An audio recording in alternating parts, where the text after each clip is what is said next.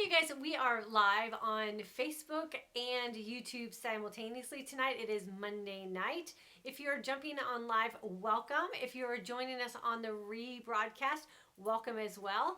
Tonight's topic is anxiety and caffeine and how anxiety and caffeine are affected or maybe not affected by intermittent fasting. I have a special guest with me tonight. My husband, Michael Hello. Parham, is here, and he is going to be sharing with you his own personal experience with anxiety and some things that we found out about caffeine. But first, I always like to take a second to introduce myself.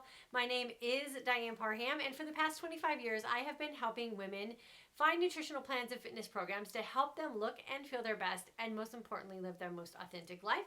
And here in this amazing community, we have been doing that through intermittent fasting. Now, a lot of you have been reaching out and wanting Michael and I to share a little bit about how we intermittent fast together as a couple and in our family. And a lot of you have been kind of commenting who are in my course and some on the community pages about anxiety and is intermittent fasting the cause for anxiety. And so I thought I would bring on my husband, who has been fasting with me for probably the past 6 months or so. Yeah, at least 6 months. Yeah. And recently he had gone through a little bit of a bout of anxiety. Now, this was not the first time he was sort of feeling these symptoms. He had the same situation happen probably about 4 years ago. In California. Yeah, before we moved here to Texas.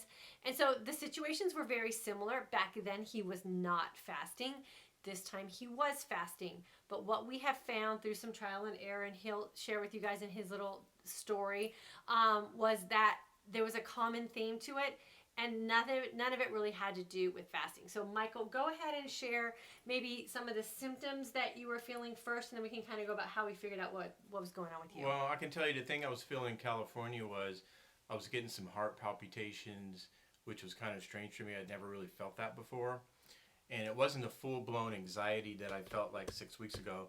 But in California, what I finally figured out, I mean, I even got tested. I got strapped up and, had my heart checked and everything.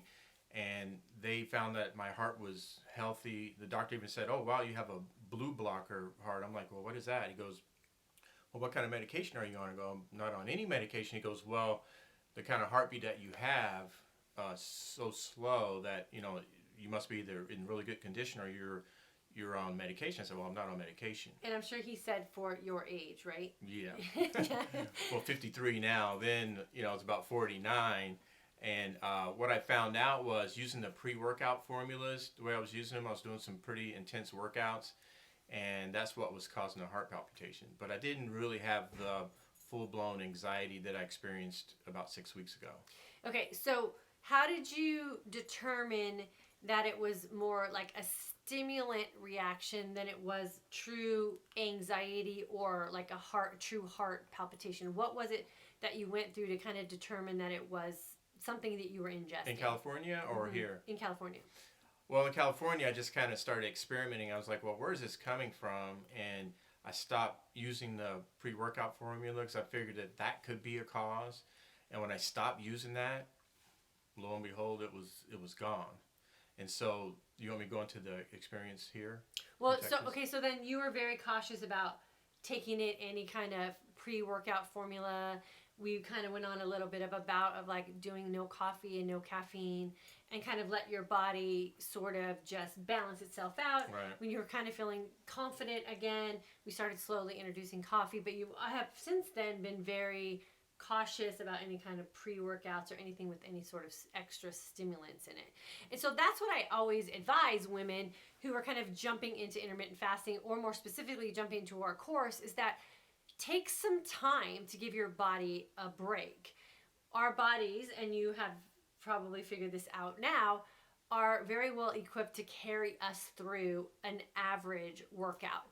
Now, if you're doing some sort of endurance training or you're doing some sort of athletic performance type of things where maybe athleticism is your job or you're being paid to be athletic, it's a completely different situation. But if you're just the average home workout person, or you're like the weekend warrior type of sports person, or you're just doing 30, 45 minutes to an hour of training a day, your body is very well equipped with good nutrition to be able to carry you through a workout without needing a lot of stimulants or pre-workout type of things.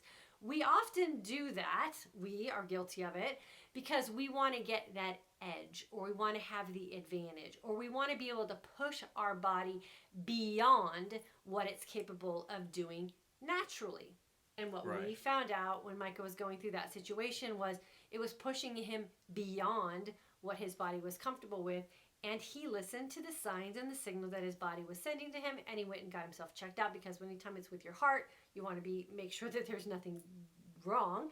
And what he found out, that there was nothing wrong. He was a very healthy man, but what he was doing to his body by ingesting things that were putting his body out of its comfort zone was causing him to have reactions. So fast forward, he eventually, and we'll go over this, he's going to be my guest all week, so we're going to go into little segments the rest of the week. But when he started jumping on with intermittent fasting with me, everything was fine. And then those symptoms and signs came back again. And what did you do this time? Well, this time it was pretty intense. I mean, it was full-on anxiety attacks.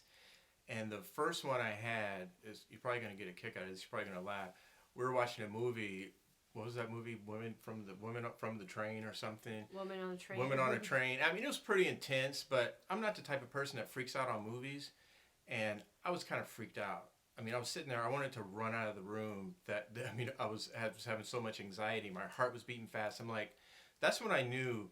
I'm like, this is not right. This is weird, because I've never felt this before, and why am I having an attack over a movie? Then I had a few other situations that had happened. We were talking to a financial consultant that we were thinking about hiring, and there was two people that we were talking to, and I just had my coffee. And I'm listening to these two guys, and it was just like, I felt like I wanted to run out of the room again. I'm like, what in the heck's going on? I know that's not my personality, so something's off. And I started thinking, okay, I had the coffee, and I really started feeling it really strong in this morning meeting. I'm like, well, maybe it's the coffee, because I had the problem before with the pre-workout formula. So I'm thinking, well, maybe it has something to do with caffeine and the coffee. So what I did was, there was one more incident you'll get a kick out of, was we went to see the new Transformers movie. Transformers, yeah. An anxiety attack in Transformers. 3D, there's all kinds of drama and stuff going on, and my heart was pumping. I think I got up a few times to use the bathroom, and my family's looking at me like, what are you doing? I mean, I got up like 2 or 3 times. I'm like, okay, something's off. So I stopped drinking coffee for a couple weeks. It was gone. Within a week, it was gone. So I'm like, okay, it was definitely the caffeine in the coffee. Well, what were we doing, though, caffeine-wise? Because we were going to Starbucks and getting a grande Americano with an ad shot, which is not a normal cup of coffee. So, again, we were over sort of stimulating our bodies with excess caffeine.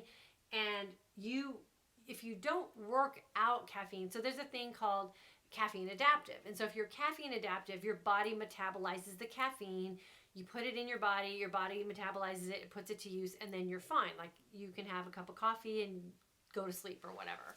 Well, what was happening was his body wasn't able to metabolize the caffeine any longer, and it was storing up inside of him and causing him to have these anxiety attacks because he couldn't process through and metabolize the caffeine. Right. So, go ahead.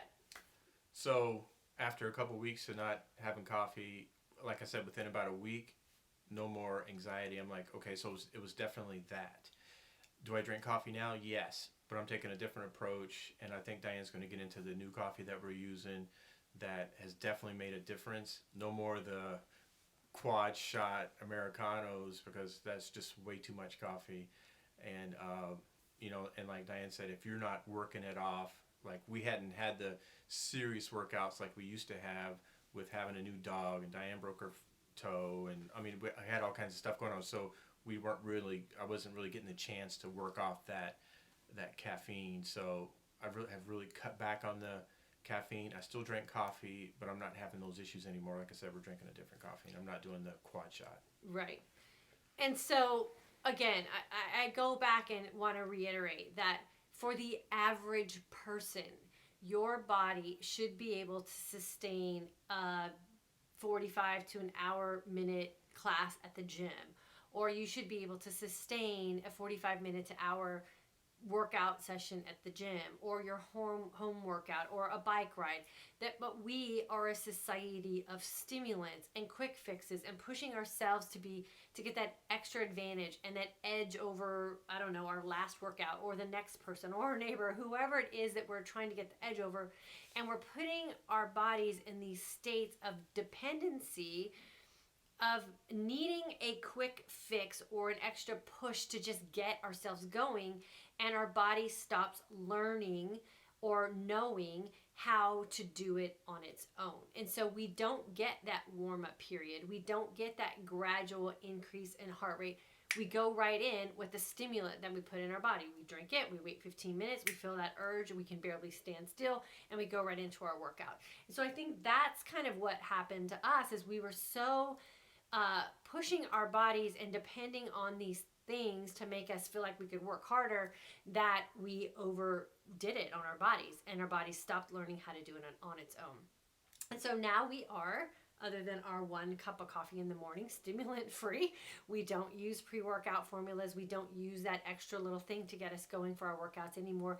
We now have trained our bodies, and we do it in a fasted state. So our body kind of just learns how to kind of kick it up on its own with our own body's metabolism, that we no longer have to use those kind of things to get the edge or to get ourselves up and into a workout. We're already primed and ready to go because we work out in a fasted state. And we are a lot more responsible about drinking our coffee. I'm not going to say yet what we've upgraded to in our coffee. I'm going to save that for the women who are in my course. I just always feel that that's responsible of me to not just throw out a name, because I know that there's a lot of women who just quick and go buy things without really understanding the background behind it, and there's very specific reasons why we picked the coffee that we're using. So I want an opportunity to explain that to the women in my courses first, but eventually we'll explain it here as well. And so now we feel fine, and we don't feel like we have to have that crutch to get us up and out into a workout, that our bodies are healthy, they're energized by the nutrient-dense food that we put into our feasting window, we get plenty of rest, and we're in a very true fasted state, so our body now has the opportunity to burn its own fat sources to energize and fuel our body through a workout. We still get a great workout, we're getting great heart rates, we're getting great calorie burns, and we are saving ourselves from having all of those extra stimulants and additives put into our body, and we're saving a lot of money because we're not wasting a bunch of money on things that our body doesn't need because it knows how to do it for itself. And I had a full blood panel done. I had my checkup. We've been here 3 years. I haven't had a checkup. You know, I've been so busy. I finally slowed down and had a checkup, and but the blood panel came back off the charts. Everything was good, and my doctor said that when she looked at my EKG stat, she goes, "You have a young stud EKG," so I was happy to hear that at 53. So everything's good. Everything that he was feeling wasn't a state of unhealthiness. It was that he was putting his body in a temporary state of unhealthiness through what he was feasting on. And oftentimes that's where the problem lies with things like intermittent fasting. It's not the fasting state that's causing us the problems. It's what we're choosing to put in as feasting that generally causes us the problem. So if you're feeling those feelings of anxiety, or you're feeling like you're getting those jitters or that sort of restlessness, you have to go back and recount what you're doing in your day. Are you able to rely on your own body to utilize its fat stores as energy, or are you relying on stimulants to get you up and going? If it's the latter, then I highly, highly recommend that you cut all of that out and give your body an opportunity to flush that all through your system, get it metabolized out, and then start fresh and really learn what it feels like to work out in a truly fasted state where your body is the one that's providing the energy and the fuel and the calorie burn, and you're not doing it in an artificial way. And I'm telling you, you can come out of that state, because it was getting, during that 2 or 3 week period that I was going through that, I was getting to the point where I could have a thought in my head and I could start feeling anxiety. I'm like, okay, I got to get this under control. And now it's completely gone.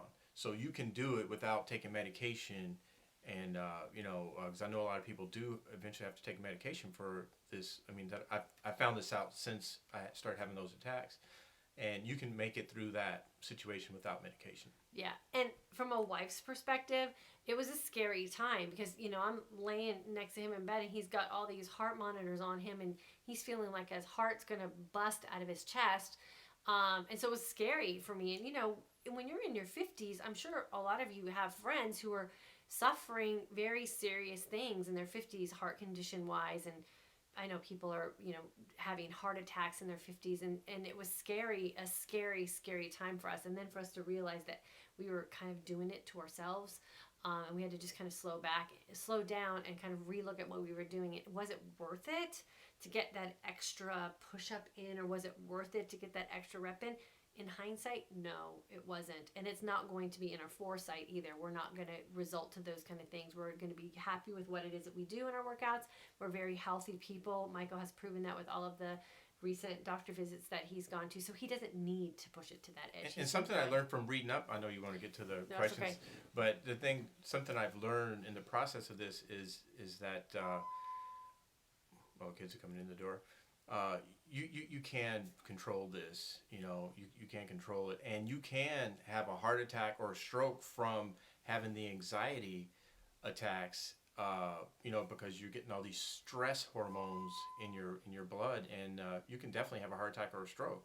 So you don't want to be having anxiety attacks. It's just not a good thing. No. Okay, so let me see if we have any questions or comments that we can answer here. So Facebook, we've got Julie here, Kara is here, Kathy, hello. Yvonne, thank you, girlfriend. Yvonne said thank goodness for us both. Peggy, hello. Doreen, hello. Nancy's joined us. Joy, hello. Jessica is here. Let's see. Dawn is here. Rita's here. Maggie's here. Let's see if there's any questions or comments. Hey, celebrity on the show. That would be him. Thanks for your input, Michael, because a lot of us guys use those pre-workout supplements, but man, they can cause some issues. Yeah, they can. And it's really not worth it. The damage that we end up doing to our bodies in the end, not only through what you're doing with the stress part of it and the anxiety, but if you're pushing your body beyond its own normal comfort level. And I hate to say it because I hate when it's said, but at this age, like, who can afford to blow a knee or throw a back out or rip a tendon? I mean, we're only capable of doing so much. And I think we have to become very realistic about where it is we're pushing our bodies to. It's just not necessary. Louise, hello. Dawn, hello. Yorba Linda is in the house. Irvine. Rhonda makes me so thirsty and so jittery. Yeah, it probably makes you thirsty because it's a diuretic. And yeah, jittery. That probably means you can't metabolize it very well. I had too much caffeine today. It upped my blood pressure and heart rate went up. I so need to work on giving up caffeine. Yeah, give it up slowly because that can cause stressors too. So just wean yourself out if you can. That helps a lot. Julie, it happened to her too. Awesome that we can share all this information. Thanks for sharing, Michael. I'm familiar with anxiety attacks. Not fun. Nope. Always, get good info from these videos. Love y'all. Thank you. That is from Patricia. Lori, I have to watch my caffeine intake when my life becomes more stressful. Yes, I have to back off of it considerably. It also affects my hormones and I'm sure my adrenals. I love my coffee. Yeah, so coffee in moderation is not a bad thing. It's like everything else. You have to use it in moderation and you have to know how to use it properly and use it as a tool and not a crutch. So oftentimes, and I have to go to this because I know how us women are. I was the same way. We have wine at night, coffee in the morning. Wine at night, coffee in the morning. So you have wine at night to calm yourself down. You have coffee in the morning to get you through your day. And you end up on this cycle of uppers and downers, and your body doesn't know whether it's coming or going. So make sure you're not in that cycle as well. Louise, I've just had a week of organic coffee in the morning, then have a couple of organic decaf. Yeah, organic coffee is a good way to go. Let's see. For me, it's the mind game. I'm so tired, especially after a night shift, that I know I have to do a workout because I took Energize. Otherwise, I am more likely to skip the workout.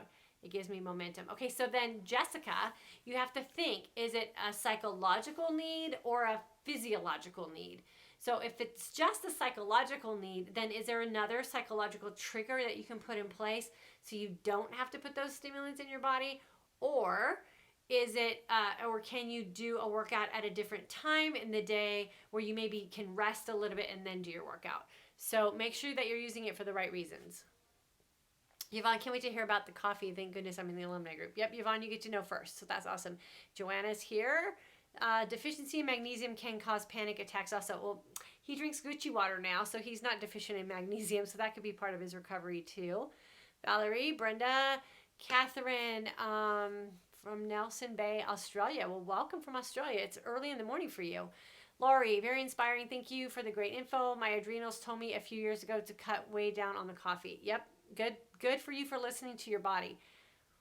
The next class starts on Saturday, Nikki. So if you're not registered yet, make sure you get registered. Sandra, Sandy, hello, Sue, Valerie from California. Course registration was just posted by Kara Daniel. So if you're looking for the registration for the next course, Kara Daniel, put it in the comments.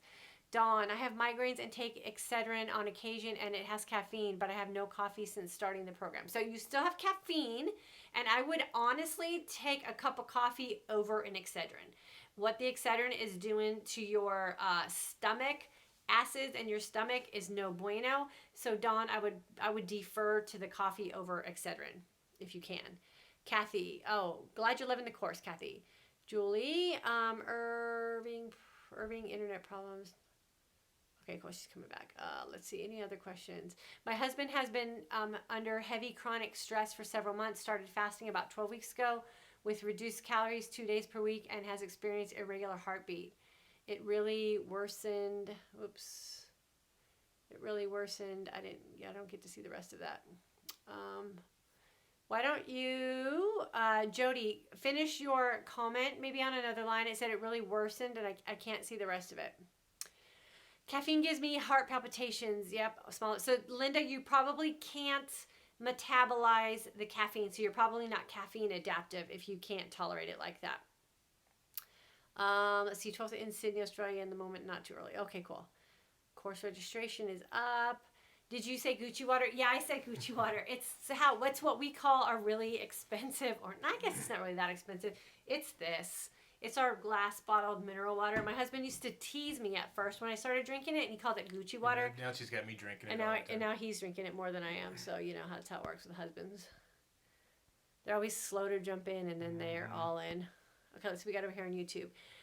Let's see. So Facebook, listen in. We'll see if we have any other comments over here on YouTube that might be helpful. We got Scotland in the house. Welcome. August 12th group is here. Hello, Diana Michael. Glad you joined us tonight to share your story. Yeah, he's awesome. Let's see. I'm just going to read any comments if we have them. I want to know if I can have apple cider vinegar in the morning. You can have whatever you want. I highly recommend that if you want to be in a true fasted state, you don't do anything but a little caffeine and water. Perth, Australia. Welcome. Do we have to give up coffee now? No. Remember, some people can handle coffee better than others. So I have a girlfriend, Catherine, who can't have caffeine at all. She can't metabolize it at all. Some people can handle it in small doses. Oftentimes what happens if, like, I'm a caffeine person, like I'm an upper energy kind of person. So like I could have coffee and a pre-workout and probably like iced tea later in the afternoon. Like I have no problem metabolizing caffeine to a certain extent. But then if you start overdoing it, then that's kind of when your body starts blocking it, I guess, and can't metabolize it any longer. It doesn't metabolize it as efficiently, and you start to get some of those side effects. So you can have coffee. I always just say use it as a tool and not a crutch. So don't use it to get your day going. Use it as a way to like kind of get you through your fast and just sort of enhance what it is that you're already doing. Does brown sugar release insulin? Even 1 tablespoon in my coffee? Do you recommend bulletproof coffee? I don't recommend the butter part of bulletproof coffee at all. No. I only drink half a cup to a cup a day. Yeah, that's probably good. What about decaf? I guess. I personally don't drink decaf. I would rather just not have anything. I'd rather have water. Let's see. Raw honey better to sweeten my coffee than sugar? No, honey is sugar. Sugar is sugar. I love a cup of coffee in the morning. Is stevia okay during IF? Yeah, stevia is okay. Just watch sugar cravings. So I cycle in and out of stevia. When I start to notice that I'm craving too much sugar, I cycle off of stevia, and then I wait till I kind of get control of those cravings, and then I'll kind of put stevia back in. And if I start to notice that I'm craving sugar too much, then I back out of it. So I cycle in and out of my stevia. Did you say magnesium or potassium? Magnesium and potassium and calcium and sodium are minerals you need when you're fasting, if you were asking about that. What is the course for? To teach you how to intermittent fast correctly. I find if I use organic coffee, I have no issues at all. It's much better. Yes, that's true. I'm now adding vitamin D and C. Perfect. Cane sugar and honey both spike insulin. Yes. There are some great decaf coffees out there. I use Nespresso. Okay, yeah. So if you like decaf, I say that's great. I personally would rather just have water. Kisa, I'm a newbie at IF. I do caffeine in moderation. Can I drink Vita Coco when fasting? Vita Coco probably. I don't know. Those are the kind of things I always say test. If you feel fat adaptive and you drink it, I guess it works for you. Can you get your body to become caffeine adaptive? I don't know. I don't know. I'm just caffeine adaptive, so I don't know about trying to build up a tolerance to it. Has the price gone up for August 19th? You have to check the course information. I don't really talk about price here on the lives. Jay Dens, I think it is. How I drink coffee every day if I don't have a headache. Hello, I drink coffee every day if I don't have a headache. Awesome. Yeah, I say it works great.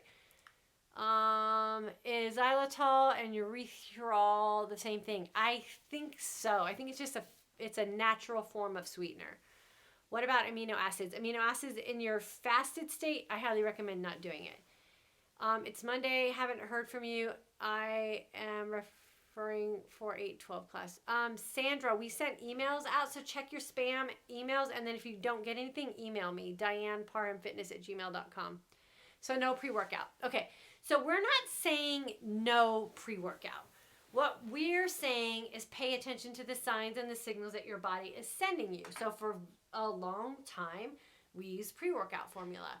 But then when Michael started having those reactions to it and his body was getting those signs and signals, we stopped and kind of reevaluated our life. And we thought, why are we taking a pre-workout formula? If we're not psychologically and emotionally and physically motivated to work out, then we're probably not doing the right workout. Like, you should find a workout that makes you want to get up every day and do that workout program. If you're dragging to your workout, you're probably not doing the right workout. We've been in those workout programs before, and then we've been in some that we just absolutely can't wait to get up the next day and do our workout. So that, Michael's not a big runner. I love to run. He would rather lift weights. I run. If I'm forced to lift weights, I kind of drag myself there. I drag him out to run. So we found our groove, and occasionally we complement each other in whatever it is that our thing is. But I don't like working out in the gym every day lifting weights. So that's where I tend to drag myself into. So we've realized that, but we also know that there's an equal amount of benefits for each type of workout genre. What we did realize was that we personally don't need a workout formula, a pre-workout formula. We don't need those stimulants, that we're not pushing our bodies so far that we have to stimulate ourselves to get the end result. We're perfectly comfortable with where our body's natural abilities are, athletic-wise, fitness-wise, and performance-wise. So we're not looking to enhance that beyond our own body's natural capabilities at this point in our life. We don't want to get hurt. We don't want to stress our bodies out. And those signs and signals that Michael's body was sending him scared us, and we took them very seriously. So we don't do it. What I always recommend is that you should give your body an opportunity to function without crutches. Crutches are those things that fake you into doing something. They fake you into feeling like you can work out. They fake you into running faster than they can. They fake you into going to sleep at night. They fake you into getting through a fast. Try to see what your body's capable of doing on its own. When you're comfortable with knowing what your body can do on its own, then you incorporate what I call tools. Those are things that are going to enhance what your body's already doing on its own. But if you don't know what your body's capable of doing, then you really don't know how much and of what you need to put in to get you to that next place. So just give yourself a break for 30 days, see what your body can do on its own. What we are finding in the course that we have for intermittent fasting for today's aging woman is that women are pleasantly surprised at what their body is actually capable of doing on their own, and they're no longer putting all of these artificial things into their body because they're relying on their body to do the work for itself, because now it's trained properly to do it and it's fueled properly to do it. So just be aware of what it is you're putting in your body, understand what you're putting in your body, make sure you're reading the ingredients, and then listen to the signs and the signals that your body is sending to you. And if something seems scary to you or it doesn't feel right, you have to pay attention to that, and then you have to adjust accordingly so you don't put yourself in a dangerous situation. So we're not saying you can't have a pre-workout. All we're saying is be very careful and listen to your body. Okay, I've never had a pre-workout formula. Yvonne, that's because you are a stud girlfriend.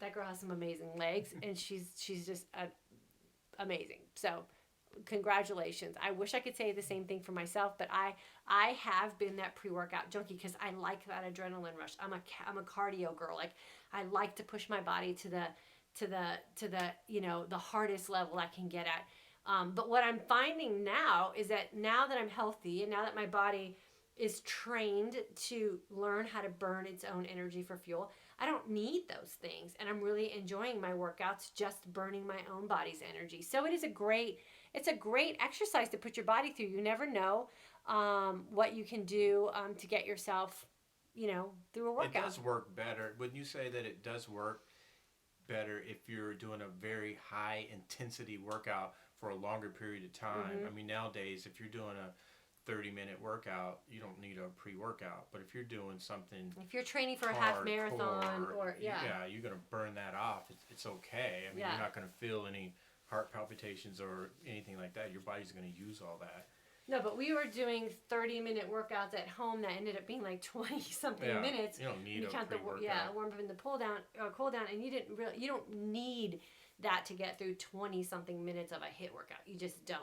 And if you learn how to fast properly, which is what we teach, then you don't have to worry about losing any muscle mass. You don't need those amino acids put in your body because your body will produce enough human growth hormone that you're not going to lose anything. You're going to actually benefit from it. So we just teach you how to do it where you can depend on your body.